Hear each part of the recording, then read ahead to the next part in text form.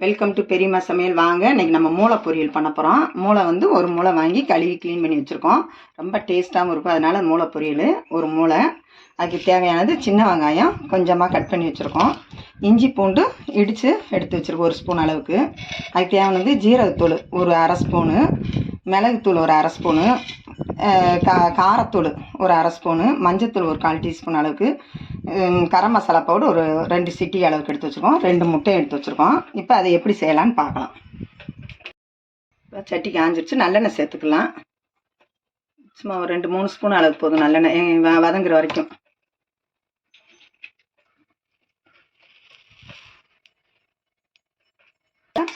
வெங்காயத்தை சேர்த்துக்கலாம்.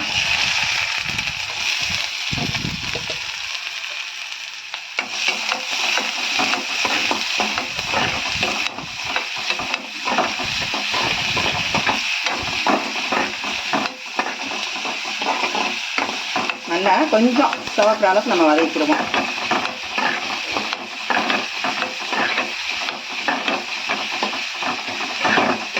இந்த மாதிரி குழந்தைகளுக்கு செஞ்சு கொடுக்கும்போது நல்லாயிருக்கும், டேஸ்ட்டாகவும் இருக்கும். பிள்ளைகளுக்கு வந்து சின்ன பிள்ளைகளுக்கெல்லாம் இந்த மாதிரி செஞ்சு கொடுத்தீங்கன்னா நல்லாயிருக்கும், விரும்பி சாப்பிடுவாங்க இந்த மாதிரி செய்யும்போது.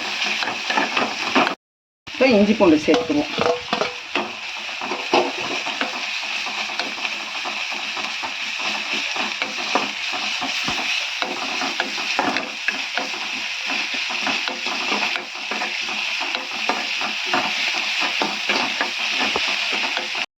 சிவந்துருச்சு, பச்சை வாசனை போயிடுச்சு.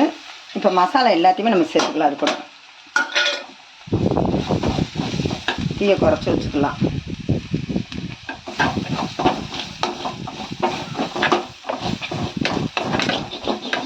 இப்போ மேலே ஒரு அரை டம்ளர் தண்ணி சேர்த்துக்கிடுவோம்.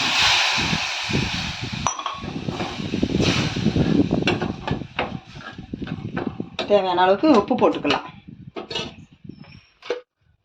உப்பு தேவையான அளவுக்கு உப்பு.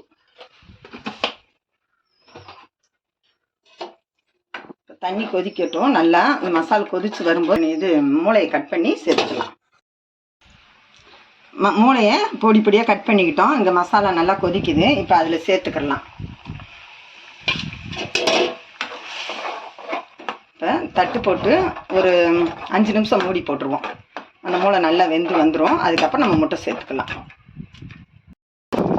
நல்லா சுருண்டு வந்துருச்சு. இது கூட நம்ம என்ன செய்கிறோம், இப்போ முட்டையை சேர்த்துக்கலாம். முட்டை கொஞ்சம் வெந்த பிறகு பரட்டி விடலாம், இல்லாட்டி காஞ்சிரும். அப்போ தான் கொஞ்சம் முழுசு முழுசாக கொஞ்சம் தெரியும்.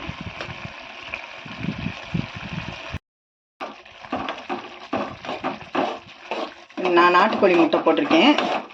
அந்த முட்டையும் போடலாம். வீட்டில் நாட்டுக்கோழி முட்டை இருந்தனால இன்றைக்கி நாட்டுக்கோழி முட்டை போட்டிருக்கேன். இன்னும் 1 நிமிஷம் ரெடி ஆயிரும். காரம் பத்தலைன்னா கொஞ்சம் இன்னும் பெப்பர் போட்டுக்கலாம்.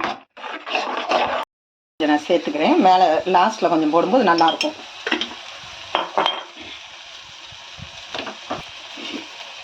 இப்போ ரெடி ஆயிடுச்சு. பொரியல் ரெடி ஆயிடுச்சு. இப்போ நம்ம இறக்கிடலாம். மல்லித்தலை தூவி அப்படியே இறக்கலாம். நல்லா வாசனையாக இருக்கும். அவ்வளோதான். ஸ்டவ்வை ஆஃப் பண்ணிக்கலாம். மூளை பொரியல் ரெடி ஆயிடுச்சு. இதே மாதிரி நீங்களும் வீட்டில் ட்ரை பண்ணி பாருங்கள்.